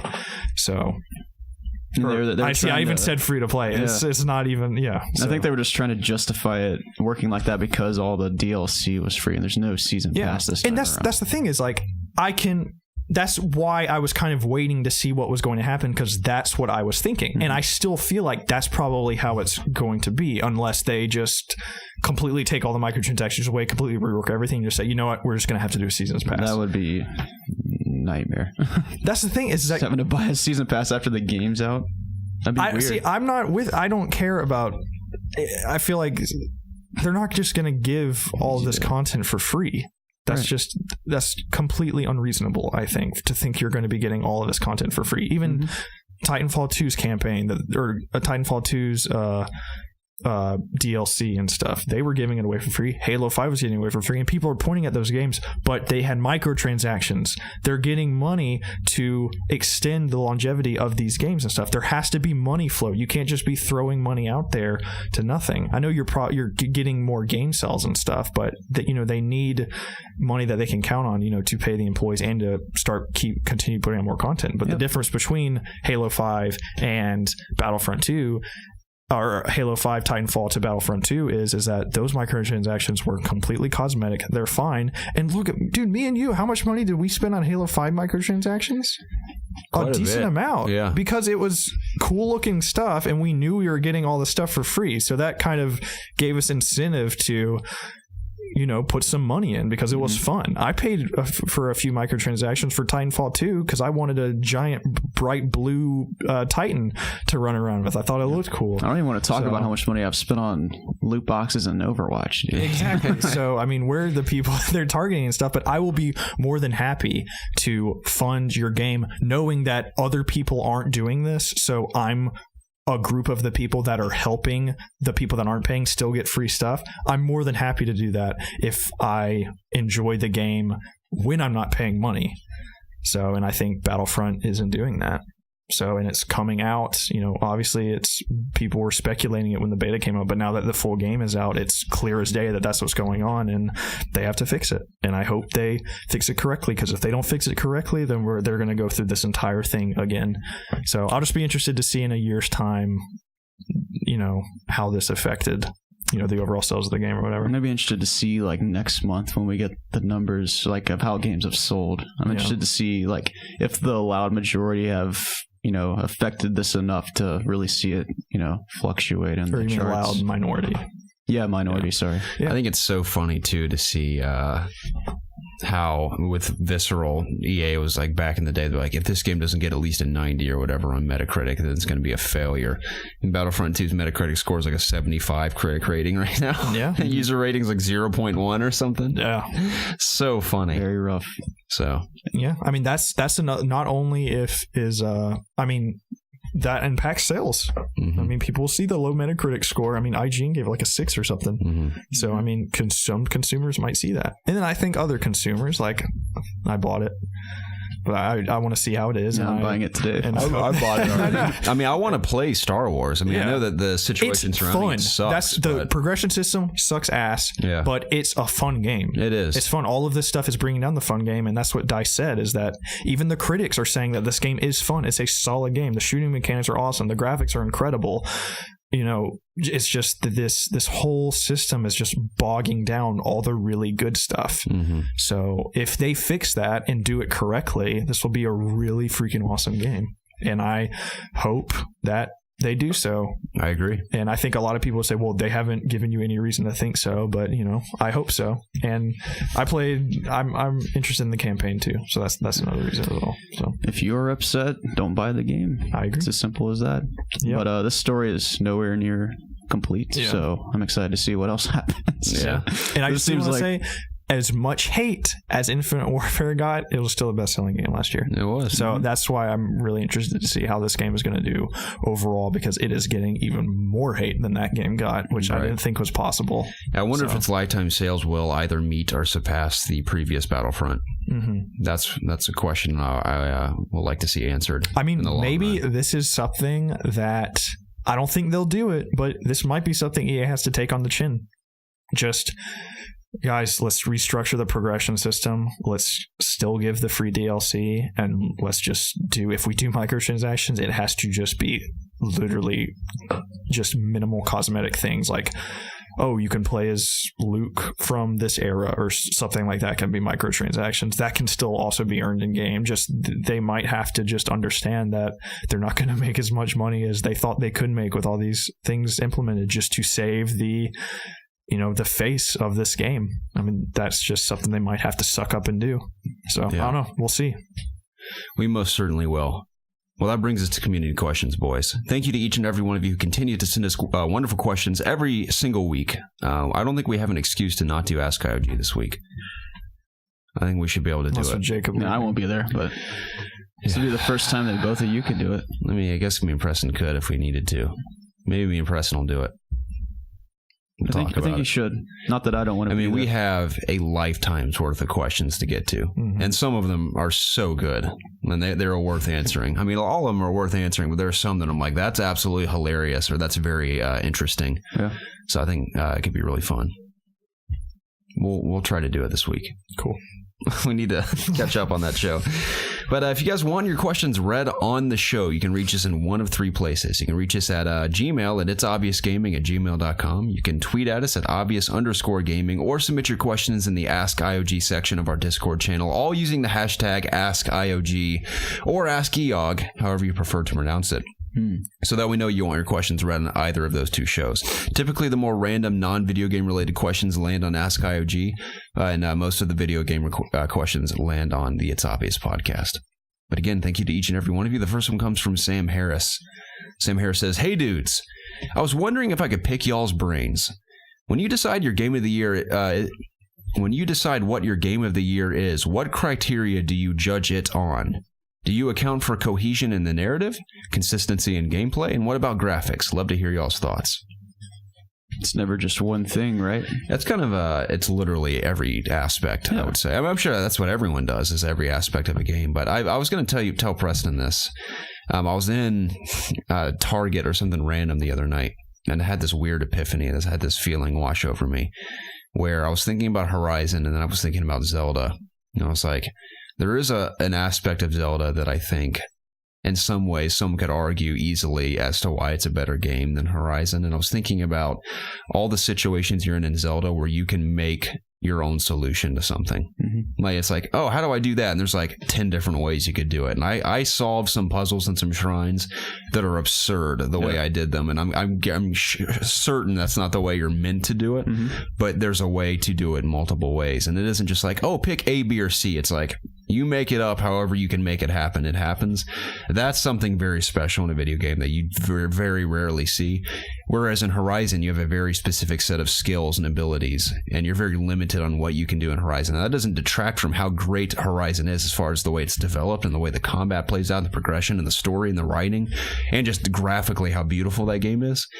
But it's the little things in Zelda like that, or I'm like, that's a very strong argument as to why it could be Game of the Year over Horizon, or little things like that. Because I feel like that's harder to achieve than some of the stuff done in Horizon, but they're both so good that I still yet to decide what my Game of the Year is between those two. And again, you got to bring Super Mario into the discussion. And I think those are the top three for me, the three ones that are going to duke it out at the end of the year. There are countless honorable mentions that are up there. I mean, I was telling Preston, or I think it was you last week. I mean, Preston knows this. The writing in Wolfenstein is so good. I'm like amazed at how good the performances are, and just the way that narrative plays out. I've been so impressed with it. It's just little things like that too you have to consider for really top contenders for games of the year. But those are the big three for me. I've yet to decide, but as Sam Harris mentioned, whether it be narrative and gameplay and everything, it's a bit of everything. I think for me personally, when it comes to Game of the Year, I don't even think about those aspects. I just look back over this past year and I see which game just really gave me a particular feeling or affected me the most in a particular way. And up until now, that's been Zelda. That game gave me a sense of awe and a sense of just wonder and just an overall, just a really cool feeling that I have yet to really get from any other games this year. You know what I just thought of why I don't think of Zelda the same way I think of Horizon? I think it's because I played 99% of Zelda on handheld. 99% of it, and I played all of Horizon on a TV. So Zelda, as great as that game is, it feels very small to me because I literally played it on a small screen.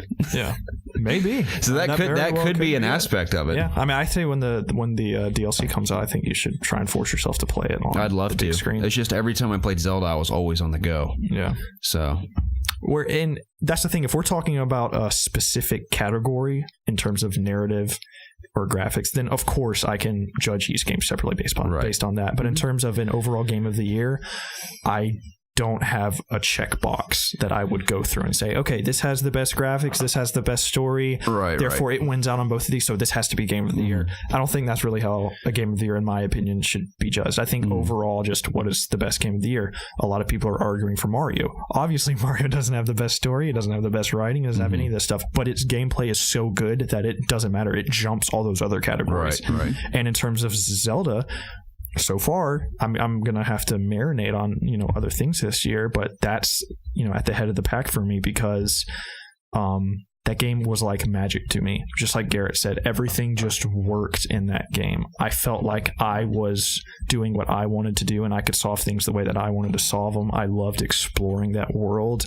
I obviously have a nostalgic past with Zelda, so when there were throwbacks to the older games, that just hit me a lot harder than somebody that that doesn't have that past.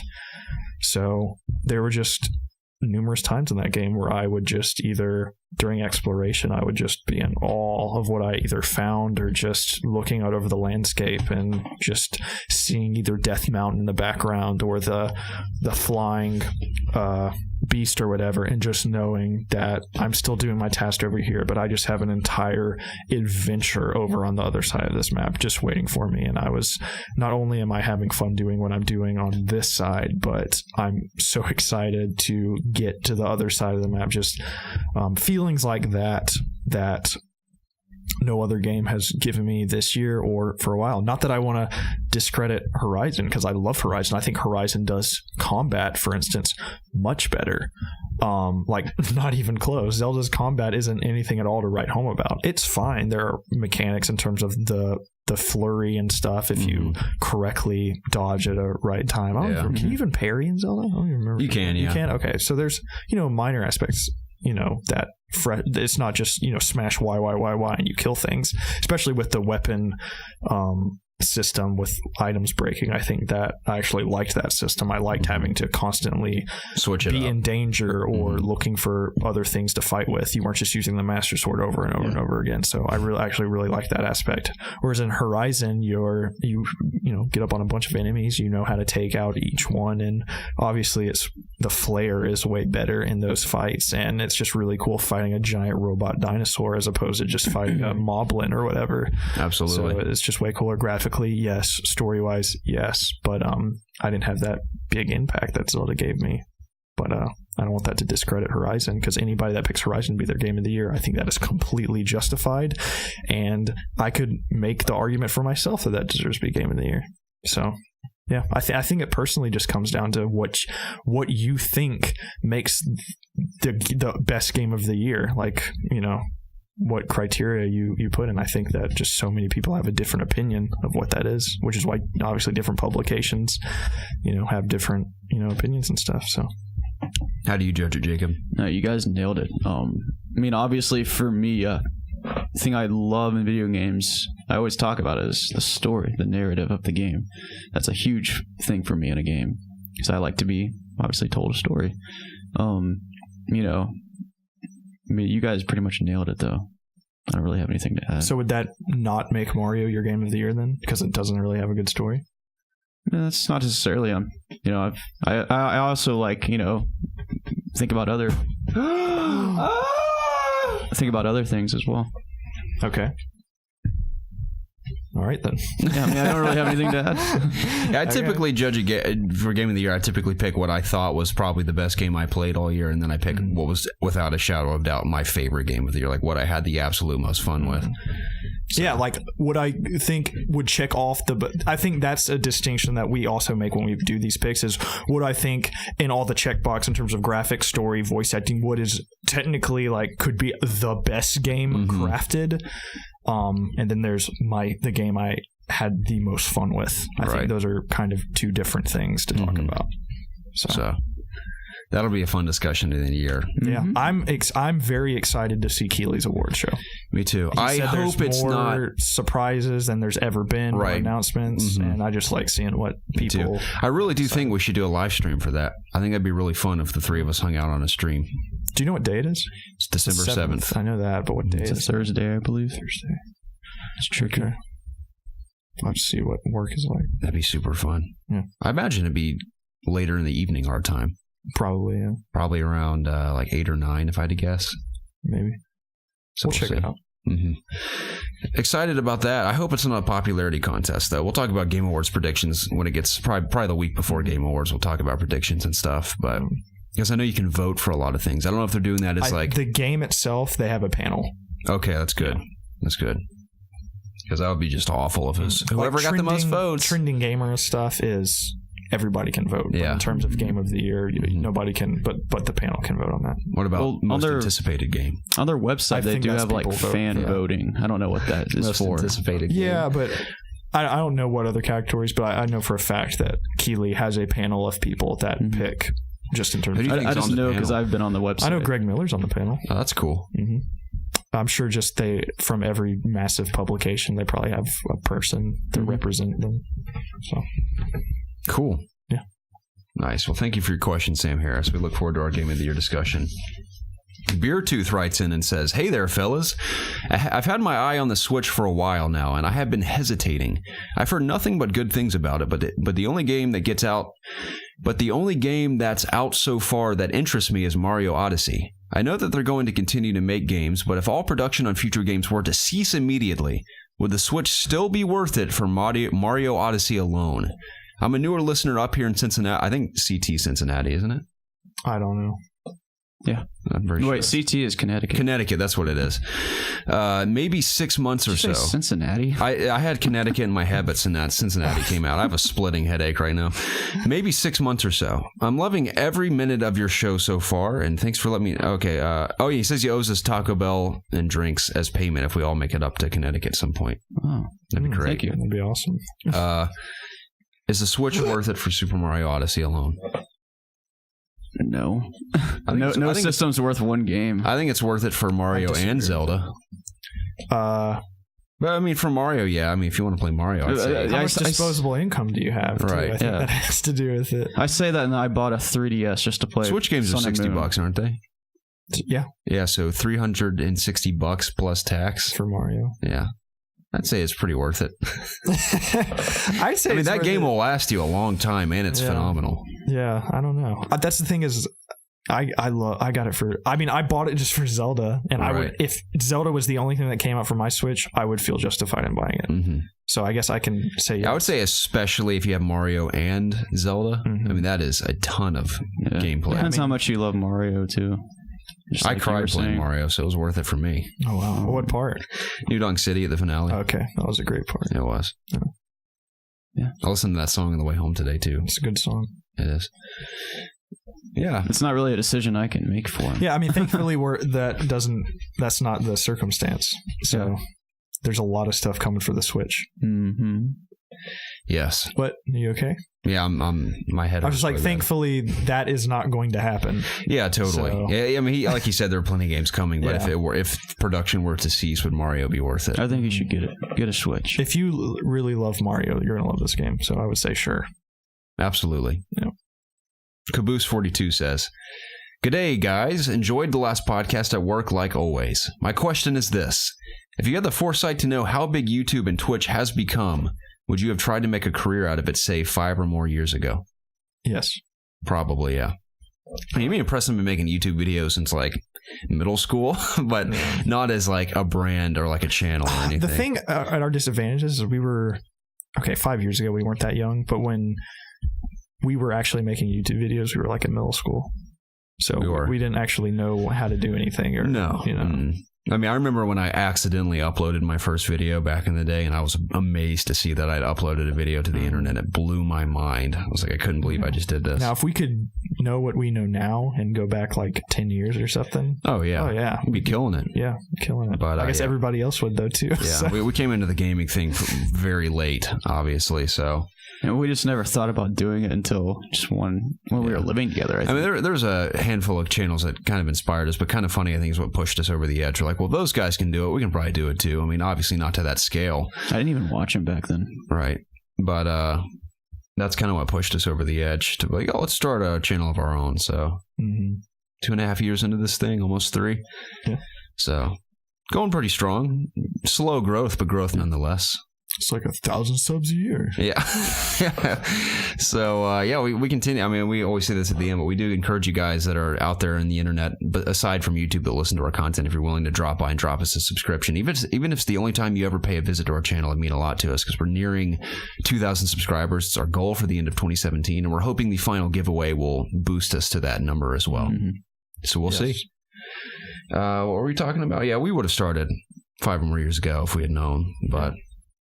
You never can know. Some people just come into the things at the right time at the right place at the right time. Yeah.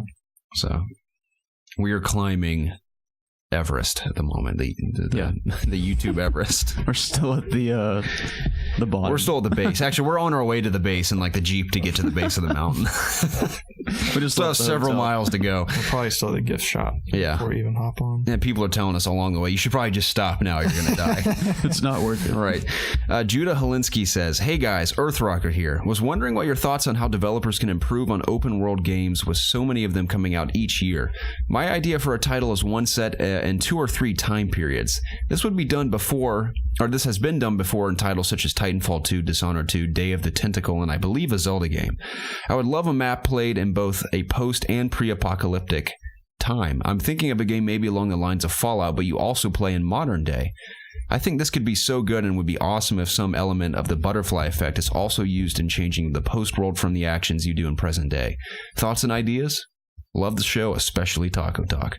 No, that's really cool. Especially that brings to mind just the mechanic in Titanfall and also the mechanic in Dishonored. Just make that really cool, unique gameplay mechanic, but fixate the entire game around it. I think that'd be actually really cool. It's a good idea. Both those missions were outstanding. I especially love Titanfall because I love the fast-paced nature of it and having to really think on your toes, like you're jumping in between platforms from the past and present. That was awesome. Yeah, whereas Dishonored was definitely more slower, obviously, but it was cool to have that in a stealth game. Totally. That was a really cool mechanic to have. Loved it. So, no, I think that'd be awesome. That'd be very cool. As a main mechanic in a game. Very cool. Like one moment just Fallout as an example. I'm running around destroyed Boston. All of a sudden, flip of a switch, I'm in the past where Boston was thriving. Yeah. And I'm doing something there that will affect maybe a side quest I have going on in the future where it's apocalyptic. Yeah. That could be cool. Kind of reminds me of like Quantum Break or something. I could see like a girl losing her family heirloom, and you have to like go back to the same place you're in and find it and put it in a particular place where it's going to be, and then once you go back to the future, you can find it for. Here would be a fun mission, like kind of going off of what you're saying. You meet this girl in the presentation or in the apocalypse, like, oh, my granddaughter had this heirloom, or my great grandmother, like back in the day, like had this heirloom that I'm trying to find. It was in this destroyed house. It's like this rubbled house that you come across. You can't find it. Blah blah blah blah. I mean, this could be anything, but this is like a very simple example. She's like, oh, we need to find it. So you go back to the past and you talk to this woman in her prime, her great grandmother, who's like a young woman at this point, and find out like, oh, the heirloom actually made it like to a different town, like in a different region somewhere. I had it like sent to someone else, and you have to go on this epic quest in the apocalypse to this place. And so you get to this house, it's like guarded by a bunch of enemies. You have to take them out and get the heirloom. It's like buried underneath a broken chest or something.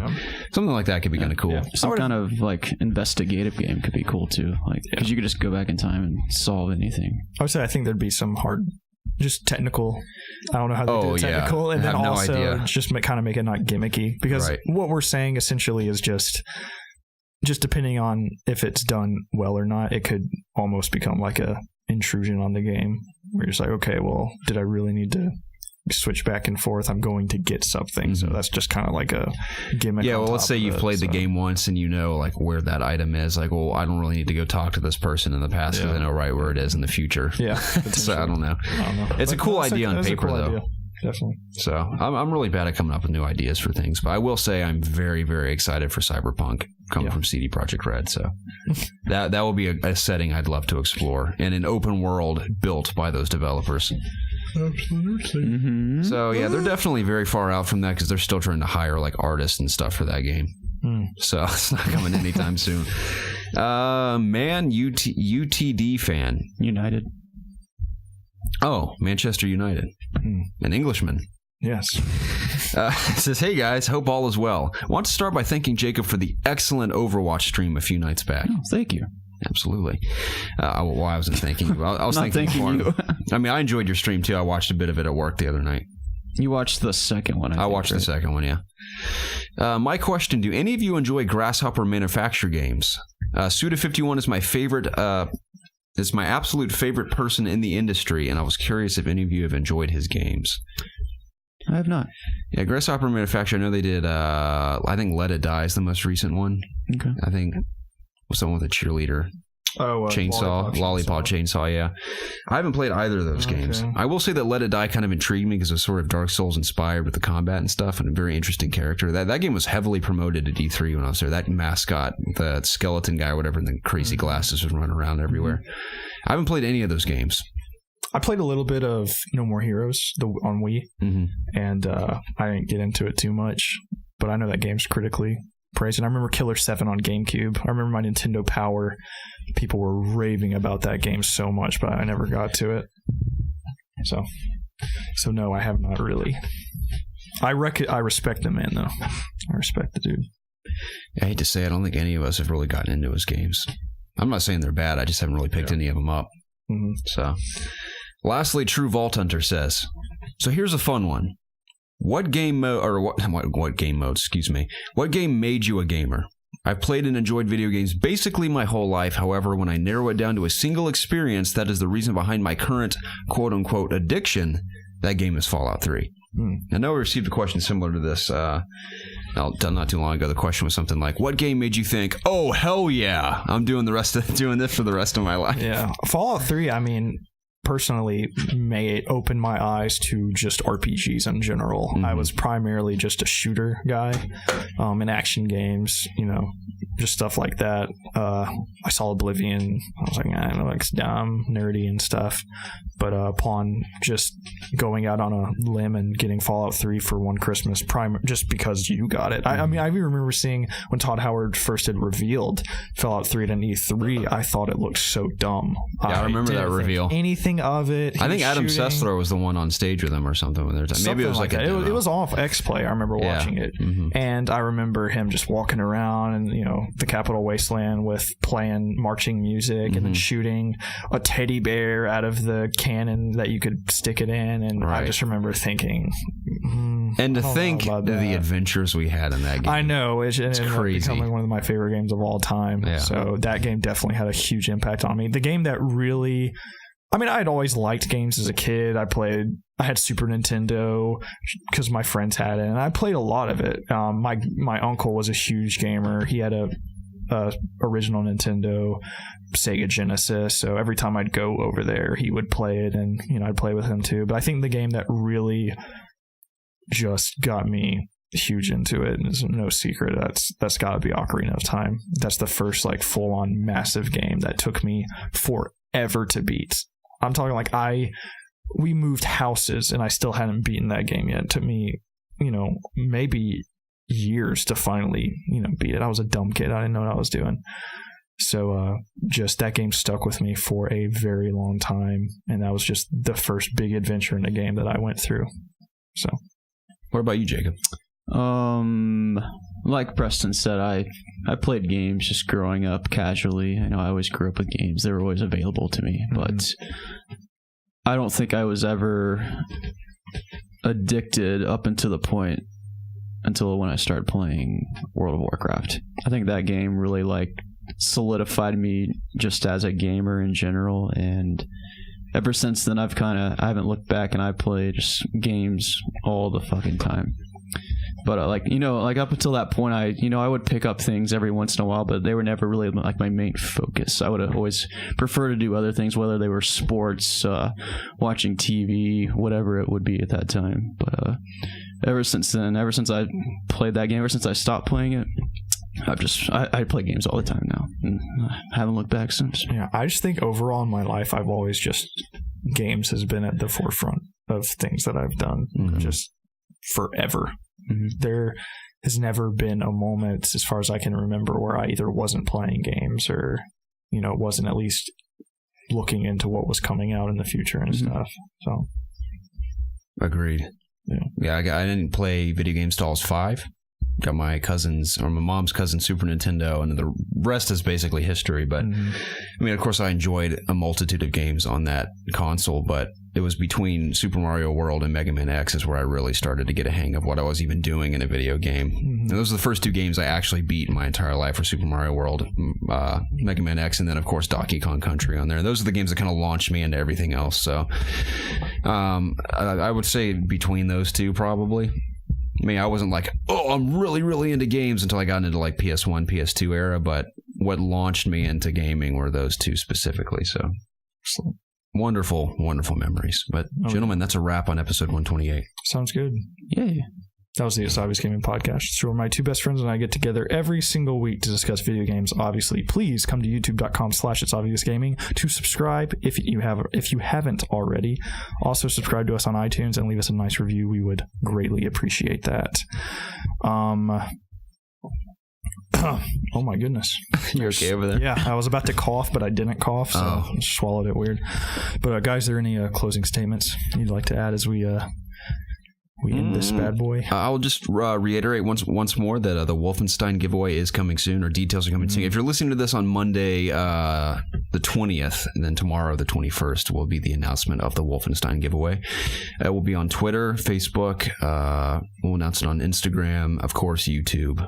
So if you're not on any of our social media, and Discord as well, if you're not on any of our social media, all of that information is found in every description of every single video we've ever put out. So you can find all of that information there, and follow us wherever you prefer, especially YouTube. If you're willing to subscribe, that'd be great. And it's so easy to enter. It's so It easy is. to enter, and this isn't, we don't have millions of followers. So if there's ever a contest where you legitimately have a chance of, winning, this is the one. So Absolutely. there's no excuse Yeah. to not enter. Throw your name into Even the if hat. you already have Wolfenstein, get another copy to give to your family or just trade in the Gamestop. Your Wolfenstein or something. to your family. Yeah, Exactly. they'll enjoy it. So yeah, we look forward to it. And it's just, again, I wish we could do giveaways all the time. I mean, if we were a much larger channel, we would do regular giveaways. But just doing giveaways as rarely as we do, it's the very smallest way we can get back. And to if you guys you're for like, supporting who won our Deus Ex contest? that was Edgar. If you're like that guy and you don't appreciate the brilliance of the game we gave you, you can just give it back. Yeah. How about that? Yeah, it's all good. You may hate the game, but at least you got it for free. Yeah, I'm just saying.